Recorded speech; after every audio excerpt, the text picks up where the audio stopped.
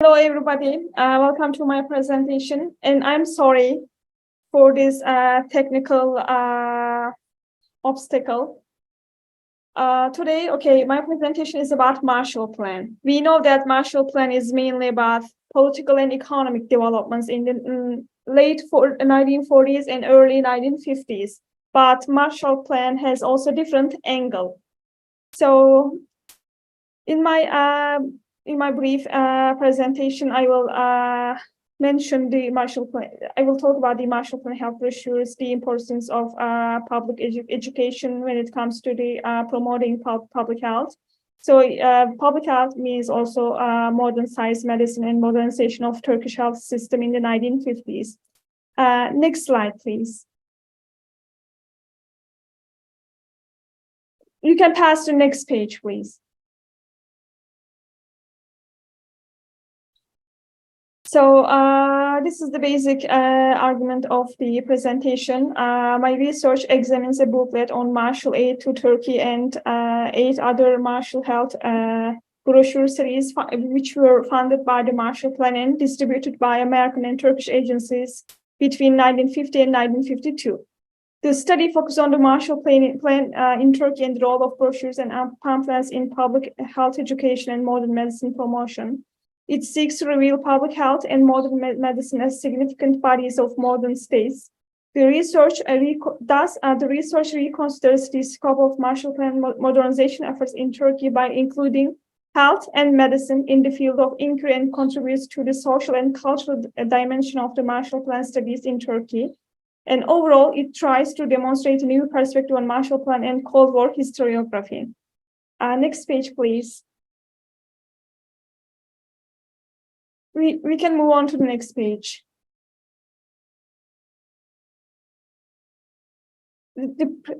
So my methodology is, this is the content analysis, because I have in total 8-9 brochures. I will be analyzing the content of those brochures.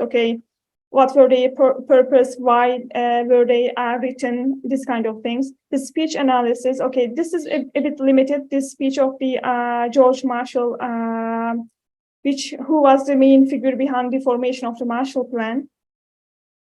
And these are also my primary sources. I also included some other primary sources from Turkish and American archives and government documents. Within that primary sources, I have also other Marshall Plan pamphlets. These were actually distributed in the United States and in other Marshall Plan Marshall Plan 8 countries, in 19 countries. And gender is another category of analysis in my study. We can move on to the next page, please. So what is Marshall Plan? Marshall Plan is basically and then called the European Recovery Program, which started in 1948 and which ended in 1952. It was an economic and technical assistance to post-war European countries. American Congress allocated roughly around 13 billion US dollar for European recovery. The plan originally was given to 19 countries, including Turkey. The main purpose was to get Europe self-sufficient because of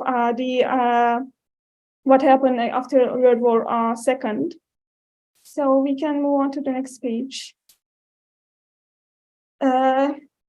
Turkey was also a recipient of Marshall Plan aid.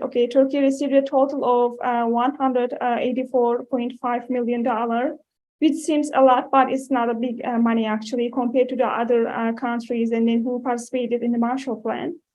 The Marshall funds were mostly spent on the mass motorization in agriculture. We know that tractors were the main representative of Marshall Plan in Turkey.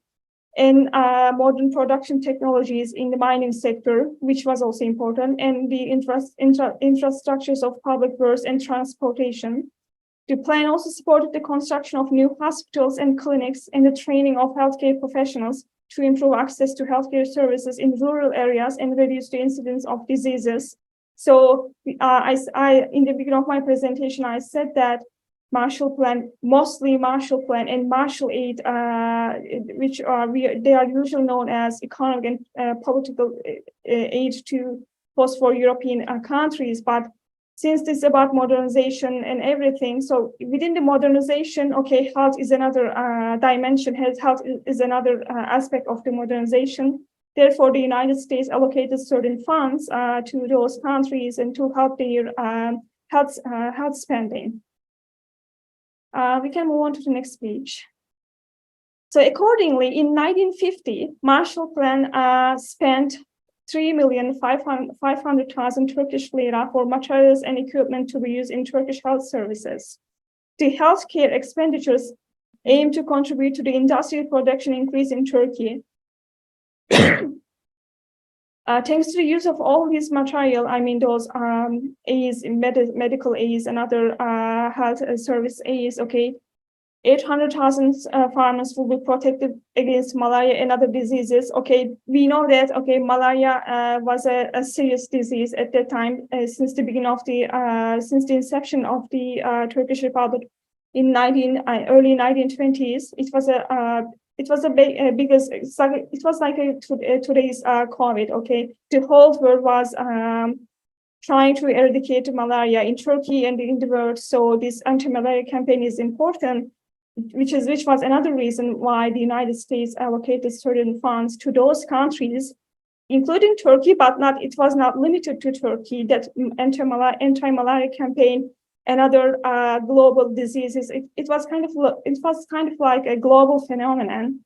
So if you eradicate malaria and other diseases like tuberculosis and syphilis, etc., which means you will automatically be increasing or your manufacturing production. Therefore, the Turkish economy will save approximately 75 million Turkish lira a year by reducing tuberculosis and other diseases that reduce labor by distracting workers from their duties.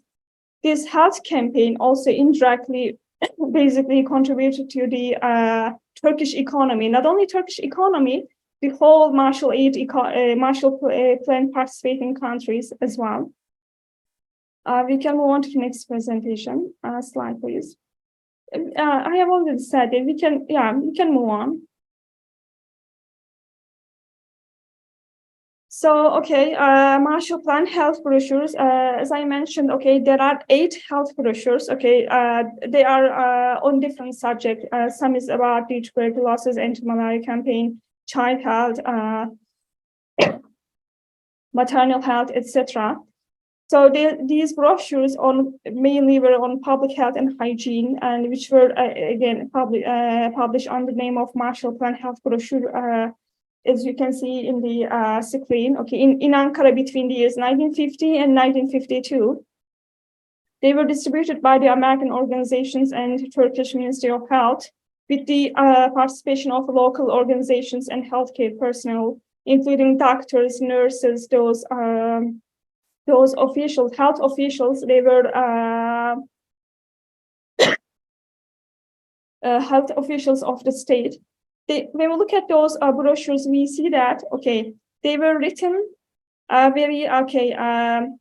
they were written in a simple Turkish, and they follow certain rules. Okay, it's like, okay, they were culturally appropriated, which means, okay, when those people when they design these brochures, okay, they try to make it, how can I say, they try to make it, they adapted it to the Turkish culture, and they included certain visual aids and illustrations to increase the efficiency, increase the efficiency of the brochures. So we can move on to the next page. When we look at the brochures, okay, the first pages of the brochures, okay, this is common, okay, this is the main thing in all those 8 health brochures, okay. They start with the quotation from George Marshall, okay. It says, this is basically the outline of Marshall Plan in general, okay. Our policy, meaning the policy of the Marshall Plan, is directed not against any country or doctrine, but against hunger, poverty, desperation, and chaos. So which means, those brochures, directly they were advocating that this is not something like political issue. This is not for, how can I say, to create an anti-Soviet rhetoric or discourse. We were just trying to fight with hunger, poverty, desperation, and other chaos. Like we have been doing, and then for 2-3 years. Like to eradicate COVID-19.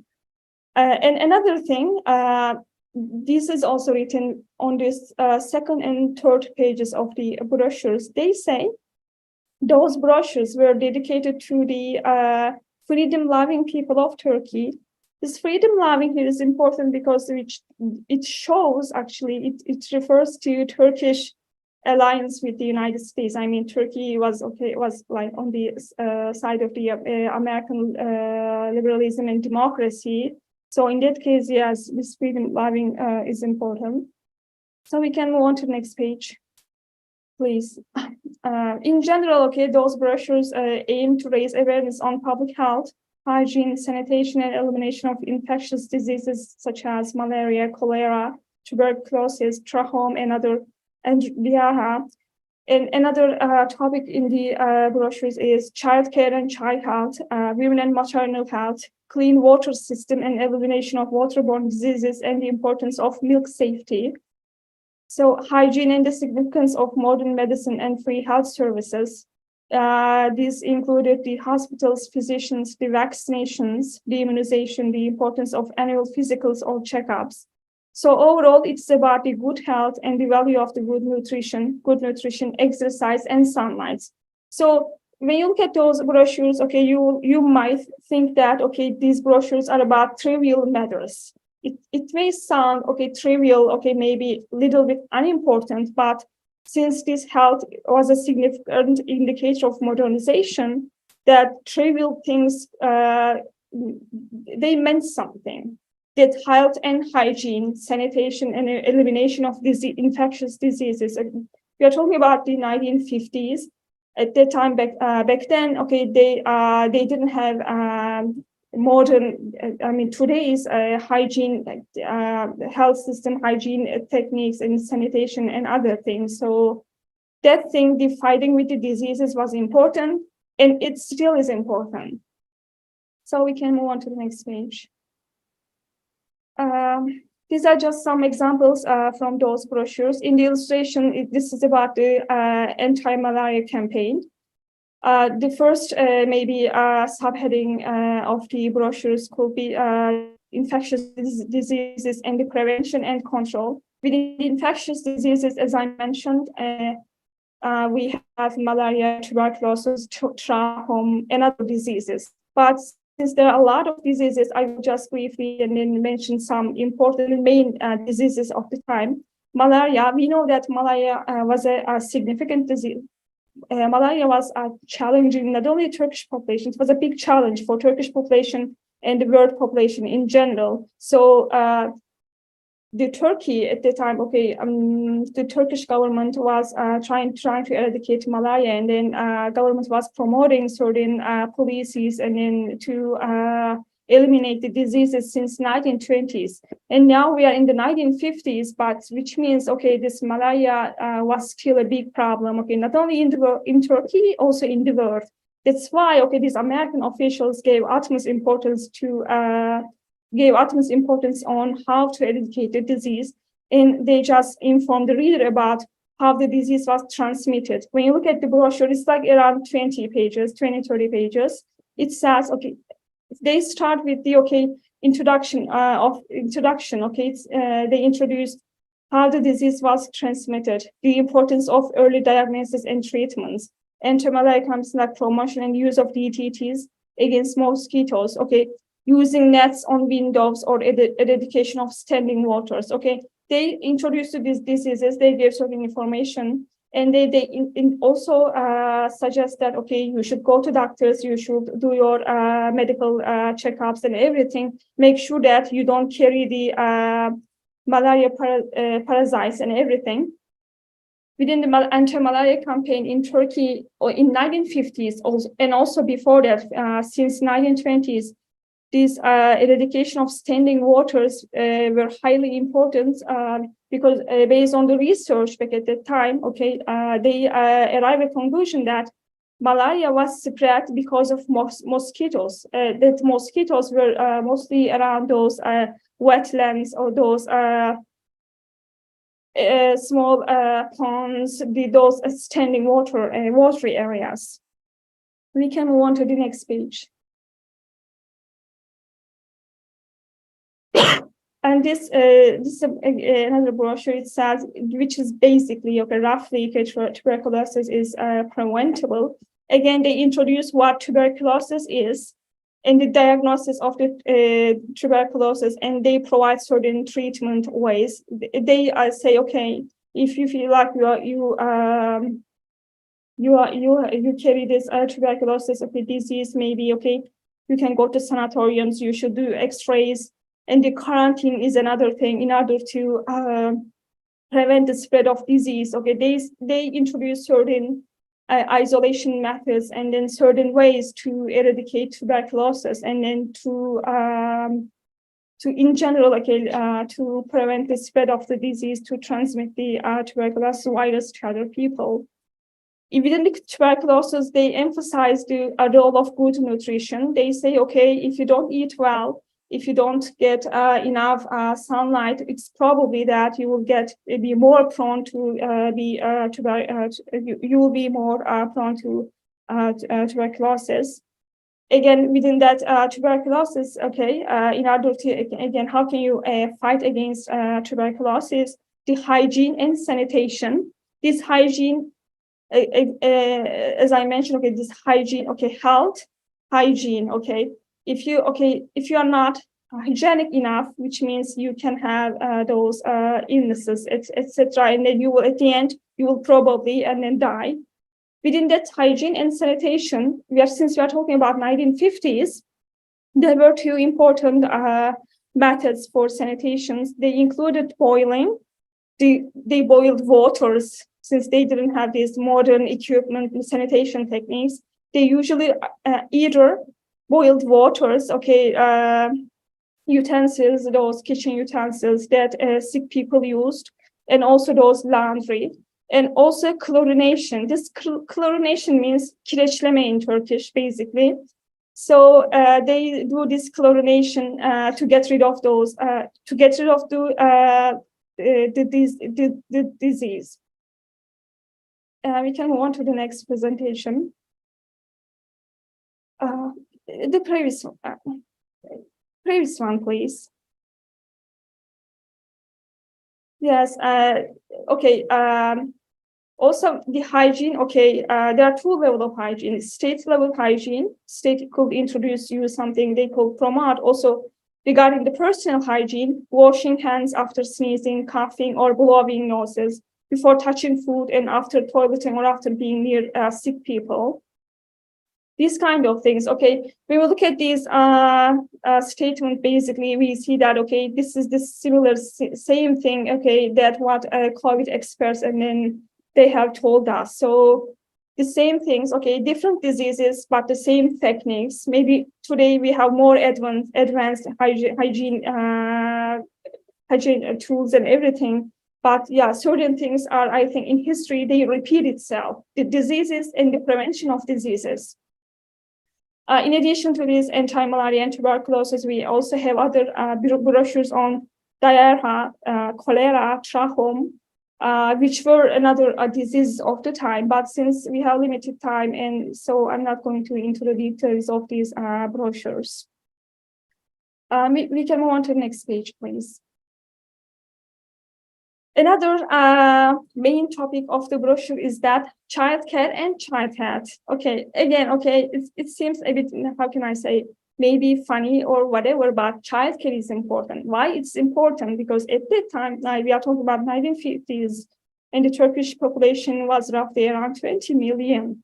If you cannot raise a child properly, meaning in a healthy way, so that child will die. If that child will die, which means, your population will not increase.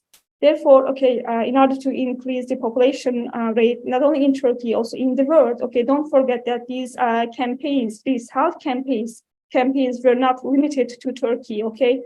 They were promoting this in the world. The significant in those brochures, okay, they explain the significance of childcare. They introduce child health and infant care, the baby's care, the significance of the breastfeeding, the role of healthy diet and the sunlight in child development. Basically everything. It's like the and then I'm sure, okay, and how a child and then can be raised since its birth. Okay, it's like they list everything step by step. Another thing, okay, we should keep children clean and healthy. Okay, you see there's another hygiene and sanitation here. Okay, keep the children clean and healthy. They should be washing, and you should be washing, bathing, and teach your child to wash hands after sneezing. These kind of things. Certain things actually repeat themselves in the brochures. Coughing or blowing noses before touching food. These kind of things. Again, okay, they say, okay, you should teach your kids these certain basic hygiene rules. We can move on to the next page. Please, within child health and child care, okay, they also introduce certain child health, child diseases like fever, measles, rubella, whooping cough, tetanus, and their prevention and control, and the importance of modern medicine and state-sponsored vaccinations. Yes, you are raising a kid, but how are you raising that kid? Okay, they introduce these diseases, they give information. If you, see any symptoms of these diseases, okay, make sure that you go to, you see a doctor. Okay, this is another thing, health, hygiene, and modern medicine, okay? Basically, your traditional medicine or whatever, those traditional cures, they were not enough, okay, to raise a healthy children, etc. Okay, you should see a doctor. Okay, within modern medicine, okay, the state introduced vaccinations. The vaccinations or immunizations, they were free for infants and early school children, and also the state introduced free healthcare services for babies and the mothers in order to increase the population rates, etc. Why this child health is important? Because children were identified with healthy generations and the future of the country. Again, okay, as I said, okay, in the beginning of this part, okay, if you don't have healthy populations, probably you won't have any, you won't have strong generations in the future, strong and healthy generations in the future. We can move on to the next page. And the third main topic could be women and maternal health. Okay, this is about reproduction policies and then all those kind of things. They introduce. This is basically about, as you can see from the illustration, it says basically maternal care. Okay, what a woman should do when she understands that she's pregnant. Okay, actually, before pregnant, okay, those brochures, they strongly, okay, suggest that you should do premarital screening to detect diseases before you get married. Okay, this is actually, okay, still in Turkey we do it today. I think this also worldwide. This is something like a practice in the world. Okay, premarital screening in order to see if those couples carry any diseases, so in order to prevent that disease. And within this premarital screening, there's another thing. They introduced the ideal maternal age. They say it should not be too young or too old. So another thing, since it's about health and hygiene, they also emphasize the health and hygiene. Within the hygiene, they say, okay, those pregnant women, they should bath and showers, okay, regularly, okay, and they should get proper nutrition suggestion for those pregnant women, and they read about physical changes during pregnancy. They inform those, they give information about those physical changes, okay, month by month. They say, okay, in the first month of the pregnancy, this happens. In the second month of the pregnancy, your body will get this kind of things. They're quite informative, actually. They also say, okay, they also inform the reader about the maternal death and the significance of healthcare professionals. Okay, it's important that you see your doctor during pregnancy, so to prevent this maternal health. Again, we are talking about the 1950s, and this maternal health in the stillborn, very significant things. Within the healthcare professionals, we see doctors, nurses, and certified midwives. This is another thing here. They say in labor, okay, you should go to a hospital. If you live in a rural area, or if you don't have access to hospital, at least you should call a doctor. That doctor should give a birth, not some local midwives or etc. No, it should be modern medicine. Those modern professional certified people, they should be the one doing the labor. We can move on to the next page, please. This is just some basic information. Okay, this is about maternal health. They also say, okay, just one example. Okay, when a baby was born, okay, make sure that, okay, you drop a silver nitrate, some solution, chemical solution, to baby's eyes in order to reduce the incidence of some sort of diseases related with the eye. Okay. Again, we said this might be unimportant, but it was 1950s, and then they have to inform the reader step by step about everything. Yeah, we can move on to the next page. So we said, okay, we have those disease and prevention, child health and child care, and women and maternal health. When we look at those brochures in general, overall, we see that, okay, there is some strict gender roles. Okay, I want to say this here, okay? This is not something like, okay, giving a biased perspective in history. No, it's about just the analysis of the brochures, okay, from a scholarly perspective, okay? We see strict gender roles, okay, that was kind of, which was common given that period, okay? Usually, okay, mothers, you also see in this picture and also in the other brochures, okay, mothers and women, they were the ones who were doing sanitation, mothers were the ones who were taking their kids to the doctor, and they were doing everything. So it's like, okay, this health and hygiene thing, it's like, okay, so it's like when you read these brochures and everything, you got the impression that health and hygiene to some extent was limited to women. Okay, so we don't see those male figures. Okay, there are males, but those males were mostly doctors, etc. And another thing, okay, mothers were mostly depicted as the sole agent responsible for the raise of their children and domestic duties, including sanitation of clothes and by boiling, and etc. Okay, mothers were the one doing laundry, okay, etc. But the doctors were dealing with mostly outside professional jobs. We can move on to the next page, please. At the beginning of my presentation, I said that, okay, these brochures were dedicated to the freedom-loving people of Turkey, but not all those brochures were dedicated to the freedom-loving of people, freedom-loving of Turkey, okay? Some brochures, the brochures on the disease and the prevention, such as the malaria, tuberculosis, etc., they were dedicated to the freedom-loving Turkish nation.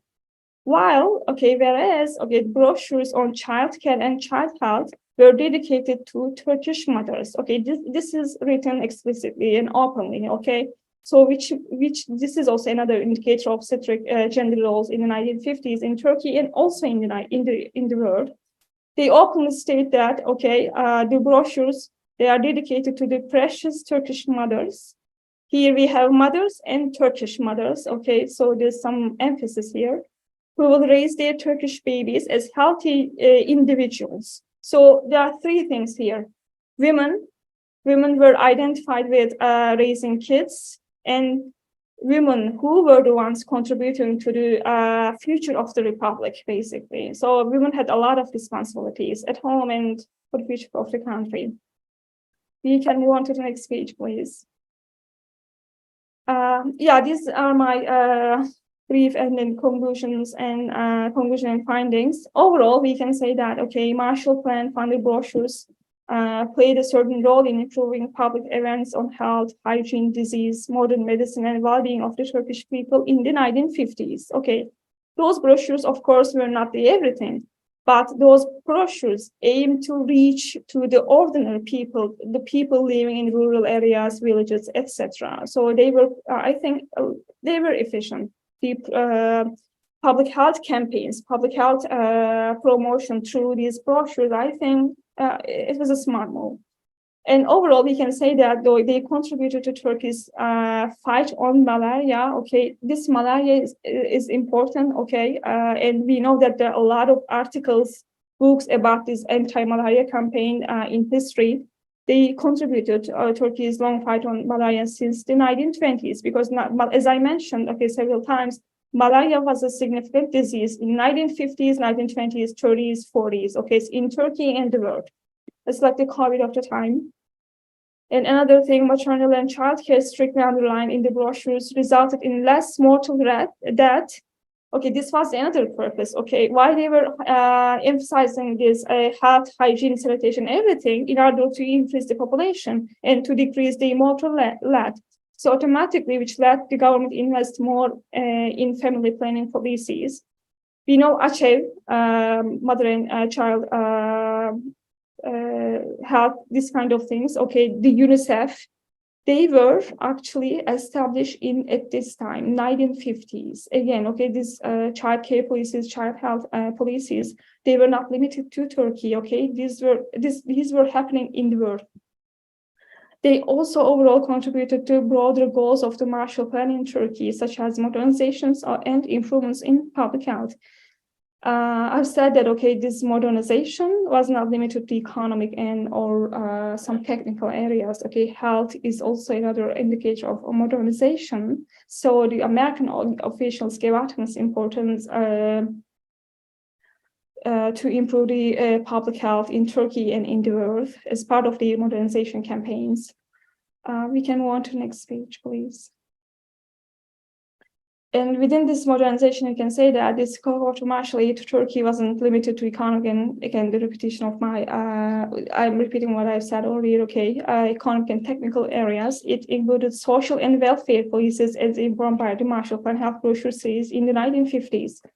Accordingly, public health and modern medicine were the two crucial parameters of modernity and progress in Turkey in the 1950s, and Marshall Plan-funded brochures played a great role in improving public awareness of public health, hygiene, diseases, and modern medicine. And finally, okay, regarding the history from historiographic perspective, we can say that this Marshall aids health spending, not only in Turkey, also in the world, okay? There are also other countries and then who received social and welfare aid under Marshall Plan. They demonstrate that it's possible to write a new Cold War history with a revised and humanitarian outlook. Meaning, okay, as I mentioned, if you look at Turkish historiography about Marshall Plan, you will see that mostly they are usually, okay, either history departments or those scholars in international relations or political science, they emphasize the economic aspect of the plan. But there's also this dimension. This dimension is important because I think it gives a new, more humanitarian perspective about the Cold War, because Cold War was mainly about the two rival who were on the opposite side of history, the Soviets and the United States. It's mostly written as Cold War as the end, the period of enmity and then the aggressiveness, etc. But when you look at these diseases and the prevention, okay, sometimes, okay, in some other articles they mentioned that, okay, in order to eradicate the diseases in the world, the United States and the Soviet officials, they cooperated. So, which means, okay, this disease, we will analyze this disease and everything. There is some cooperation efforts within the two states during the Cold War. I think from this perspective, it's important. Yeah, this health thing, and then health and public health in eradication of diseases, I think, provide a new perspective on the Cold War historiography. And thank you for listening me. Thank you for listening to me.